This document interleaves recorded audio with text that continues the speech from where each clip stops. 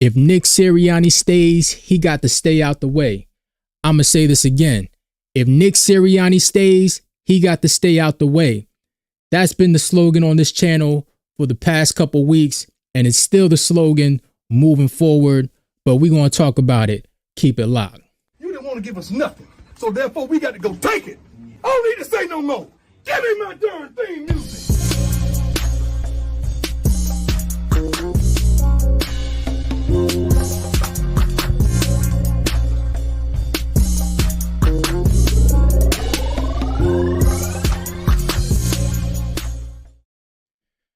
Welcome to the DY Prize channel. I'm your guy, DY Fly. What it do? Week 9 is in the books. The Eagles just beat the Jacksonville Jaguars 28-23 as the Jacksonville Jags, they fall to 2-7, and the Eagles, they move to 6-2 as they keep pace with the Washington Redskins, and the Redskins, they are 7-2. Now, we're going to get to the game. We're going to get to the game because there was a whole lot of good that came from this game. All right. But we're going to start with the bad because that's why you're here. And we have to acknowledge the elephant in the room, which is Nick Sirianni. All right. Now, I see that a lot of people are up in arms about Nick Sirianni and his actions during the game. All right. I'm not upset. You know, because when somebody shows you who they are, you have to believe them. In real life or in sports. And I'm not upset. And the reason is because if you subscribe to this channel, you will always have tomorrow's news today. I made a video at the beginning of the season talking about the pros and cons of being an Eagles fan in 2024. And guess who was on the cons list? Yeah, Nick Sirianni, right? So watching the game yesterday, I wasn't shocked because he's done this before. All right. Now, our players actually bailed him out and it resulted to a win. But this could be a good thing. This could be a good thing. And I'll get to that. But Nick, my beef with Nick, what I said in that video that I posted at the beginning of the season, and the thing that I've been steadfast on is Nick's problem. My beef with Nick is not the fact that he makes mistakes. It's the fact that he keeps making the same mistake over and over again. All right. And we got to see it in full 4K HD definition on display. You know, depending on where, you know, on what your TV's like. I got it in 4K. But Nick, like, you know, if you ever watch Dragon Ball Z, you know how they have transformations and they go like full, like just full power up. Well, he went full nasty Nick yesterday. All right. He showed us everything that he could be that is bad and why he's holding us back. Now, last week, he actually did a great job. He did a great job of managing the team. And that's my thing with Nick. He only has a couple things to do: manage fourth downs, call timeouts, and galvanize the team. Now, he's been galvanizing the team. Cool. Call timeouts when you feel it. All right, cool. Now, the managing fourth downs parts, like, I don't know if he was sniffing too many of his own farts last week. And I even fell into it because one of the narratives about this team for the past week is have the Eagles turned a corner? Have the Eagles turned a corner? And that means everybody, not just the players, but the coaches. And Nick, I thought that he turned the corner. I said, I'm 100% behind Nick Sirianni until he F's up again. And he F'd up. And just watching the game, I saw it. It was so like surreal because the first fourth down, we didn't make it. All right, cool. You can't get all the tush pushes. All right, whatever. The second one, I'm like, bro, this one's going to determine whether you should go whether you can go for it the next time we have a fourth down, whether it's this game or the next game. This one's going to determine whether you can go for it or not. We don't make it. All right, Nick, this is where growth happens. You know how in AA class, you know, they show it on TV. The first part of your healing is admittance or acceptance, right? And then you can start the growth process. I thought Nick had moved past that. So when the third, fourth down comes, he went full nasty Nick. Like even the fans were like, no, bro, just no, don't go for it. You could hear the groans in the crowd. And our defense, here's the thing, our defense played very, very well in this game. Very well. They were put in bad positions to where they had to keep playing in this game. And this is why I wasn't worried about it being a trap game. It wasn't a trap game to me because our defense they ascended to another level, which the Jags offense, I knew they couldn't get to. They wasn't going to be able to get through past us. So I saw that and I wasn't worried about this being a trap game. But here's the thing. If you ever seen the Last Dragon and you saw sure enough, he kept pushing Bruce Leroy's head under the water and kept pulling him back up. Every time he pulled him back up, it gave Bruce Leroy life. That was Nick's bad decision makings and the Jacksonville Jaguars getting more life. Like even after the Jags scored the touchdown, they still looked defeated. They were like, oh my God. Whew. We got the 0 off the board, y'all. That at least we're not getting blown out. They still look defeated. But then, you know, the Saquon non-fumble or whatever, and then the refs, I don't know what they were looking at. But decisions up until that point, that just kept giving the Jags life. You know? And it's funny. It's funny when I talk to people who are fans of other teams. You know, they'll give me the same lines over and over again. I hear from same people or different people, same lines of, so you guys have the talent, y'all have the talent, you know, y'all got the weapons, y'all got the offensive line, the defensive line, blah, blah, blah. And I'm like, yeah. I'm waiting for you to say the most important thing. They're like, what? I'm like, Nick Sirianni. He's a problem. They're like, oh man, he's not that bad. He's not that. I'm like, you don't watch the games. That's how I know they don't watch the games. That's how I know. But here's the thing. This is a good thing. What happened yesterday? This could be a good thing. You know why? Because we had eyes on this game. We had eyes on this game for a couple reasons, all right? Now, LaShawn McCoy, he went into the Ring of Honor. There's more eyes on this game. We wore the Kelly Green unis. People love the Kelly Green unis, all right? I don't even own any of the Midnight Green stuff.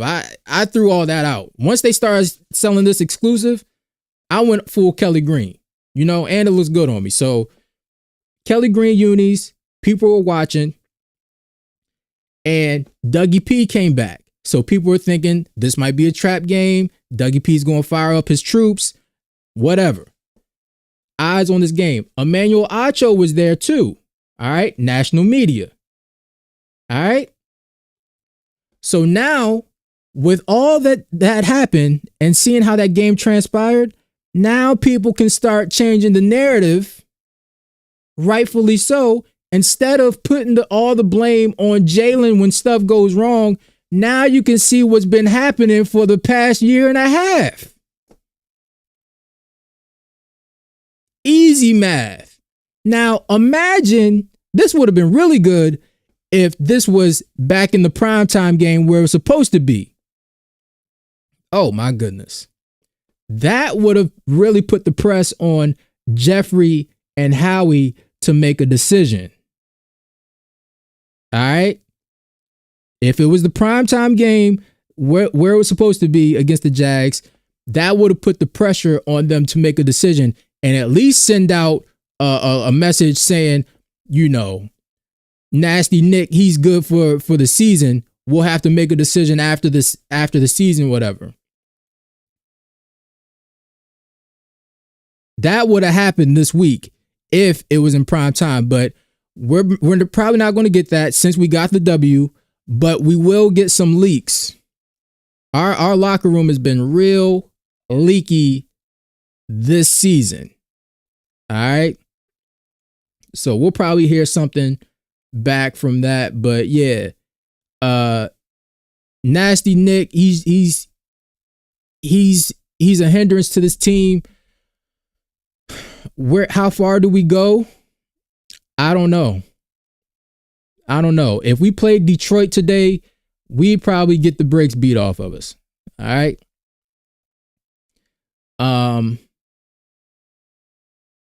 San Francisco, who knows? The Rams seem like they don't want to die. So if we have to see them down the road, who knows? They might give us fits. The Vikings, they have a good team, but the way Nick Sirianni holds us back, Sam Darnold is holding them back. So, you know, who knows? I think we can get them. But Detroit, I think it goes through them. But we see Baltimore Ravens in a couple weeks. That might be an issue. So we'll keep an eye on that. But still staying with the bad, Jalen Carter. Maybe I need to get the all 22, but he just doesn't jump off the screen enough for me. Like, I need him to be disruptive. All right. I thought our defense played very well to blow this team out. I wasn't worried about this game until Nasty Nick transformed into the nastiness that he is. But Jalen Carter, I need to see him be more disruptive and take over games. Like, I saw one play where maybe it just stood out or whatever, but I saw one play where he was singled up with somebody and, you know, I'm like, nothing happened. And I'm like, man, put this dude on his back. Whatever, yo. I just want to keep an eye on that. Reed Blankenship. Now, I think Reed is a solid player, but I saw a lot of times, even back last year, where when teams get into the red zone, they tend to throw at him and they just box him out with the tight end and throw it to the tight end and they get a touchdown. I've seen this play way too many times to feel comfortable when teams come down to the red zone. This is why I think Sidney Brown needs to be starting with one of those spots, either CJ or Reed. All right. Neither one of them are that good to be keeping Sidney Brown off the field. And I want Sidney Brown back there for the fear. You saw what he did on that punt return. Came down, smacked dude, forced fumble, is going the other way. All right. That's Reed. Cooper DeJean, they still got Cooper DeJean doing punt returns, which tells me that this coaching staff is hard-headed and they don't have foresight. And they got to learn the hard way. That means we got to learn the hard way. We got to watch this coaching staff learn the hard way in real time sometime down the future, unfortunately. And it's going to suck. Lastly, AJ Brown, he left with a knee injury, so hopefully the news comes back positive and he'll be able to play next week. You know something? The one thing I hate more than a couple cowards is a couple cripples. Hulk, that's unnecessary, yo. That's unnecessary. Hulk's a piece of garbage, yo, you know. Whatever. Now to the good. LaShawn Shady McCoy was officially inducted to the Ring of Honor. Is much deserved. Again, he's one of my favorite running backs. I'm not a jersey guy. I just buy, the t-shirts or, hats or whatever. But he is one of the few jerseys that I got, along with D-Jax, Weapon X, Brian Dawkins, and the ultimate weapon, QB12, Randall Cunningham. And that one's a Mitchell and S, But Shady, yeah, he much deserved. He was one of my fantasy teams that helped me get to the championship. I didn't win it, but he helped me get there, and that's just another memory that I got of him. So it was good to see him there with his son too, just to share the moment. And it was beautiful, yo. Another thing that was beautiful was the Kelly Green jerseys the Kelly Green was in full effect. It was a beautiful thing looking out into the sea of crowd, everybody rocking the Kelly Green. Like, it was beautiful, yo. It was beautiful. I can't even say anything bad about that. But moving on to the game, you see my quarterback, Jalen Hitman Hurts.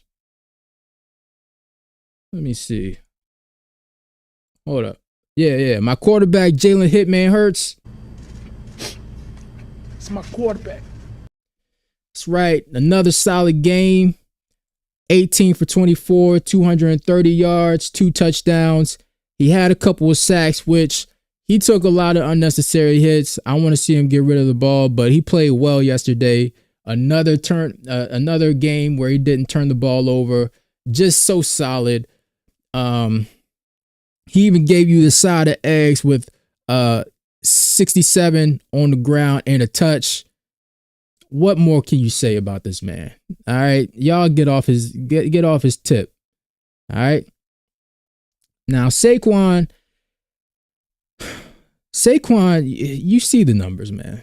27 carries, 159 yards, touchdown, and he gave you 3 receptions, 40 yards, and a touchdown. That wheel route to Saquon was beautiful. It really was.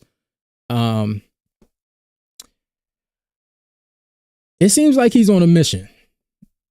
He's on a mission. If you're old enough, then you remember when T.O. and Randy Moss were in the league, and they even said it themselves, like they would look at the stats to see what each one of them did, and they would try to top it, either match it or top it.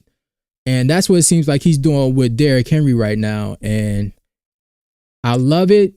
One, I love it, and it shows me how hungry he is.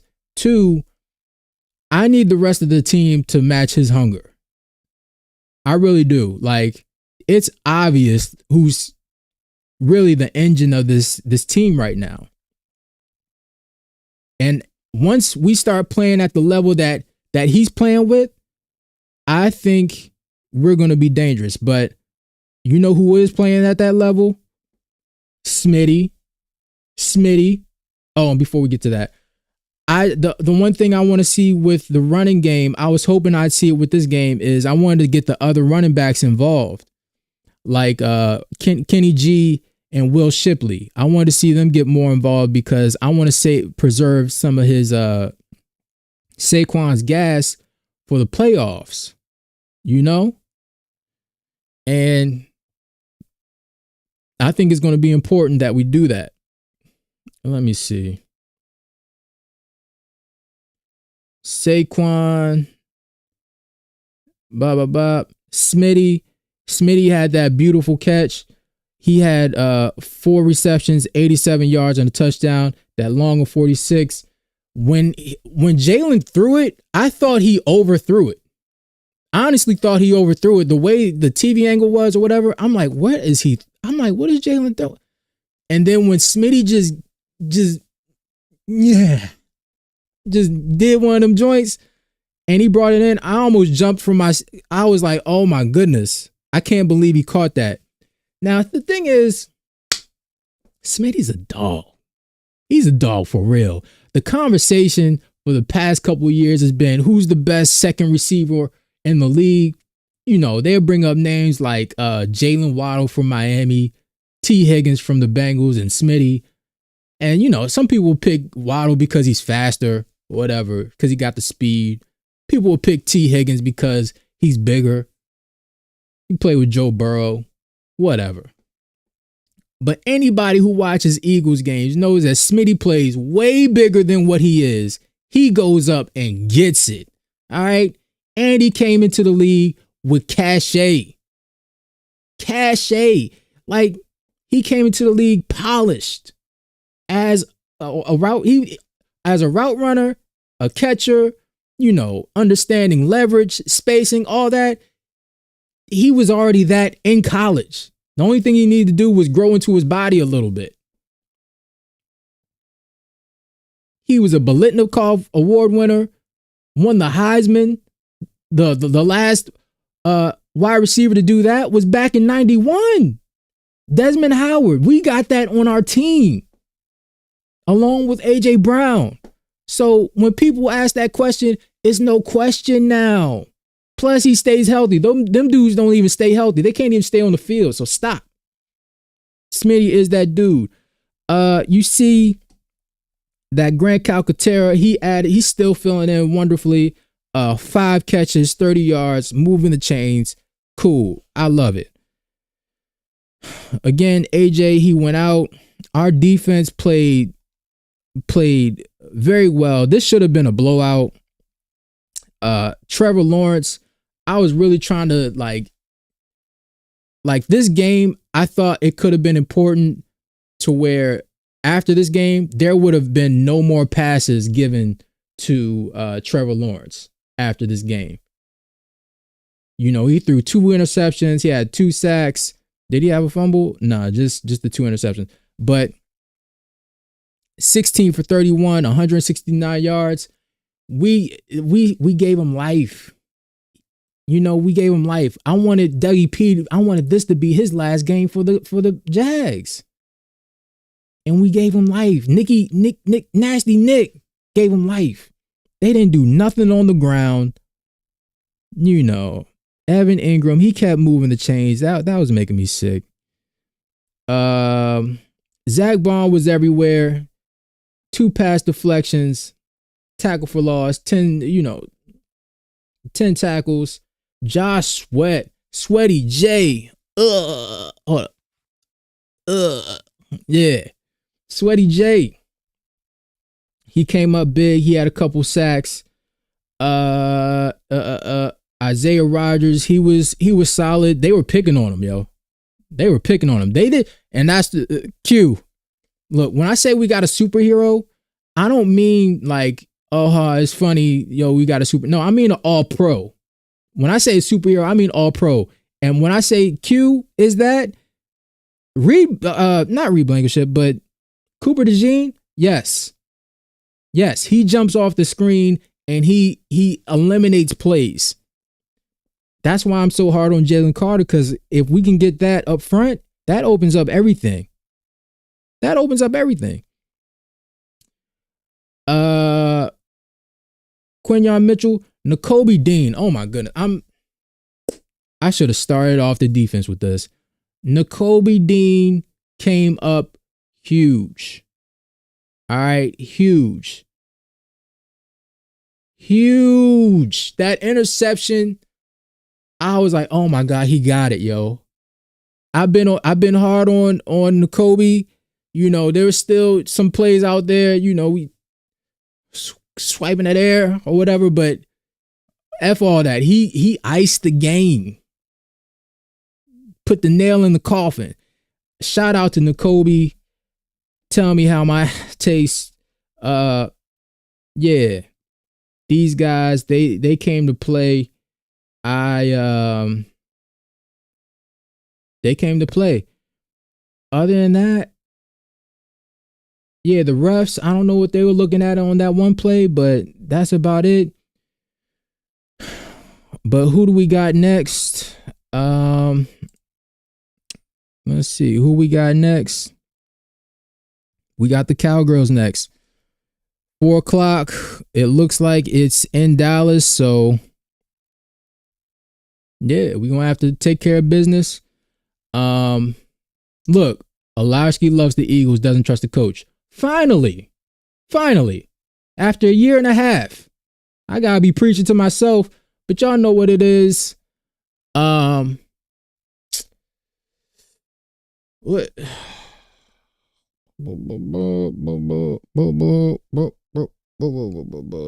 You gotta. Oh my goodness. I don't have it. All right.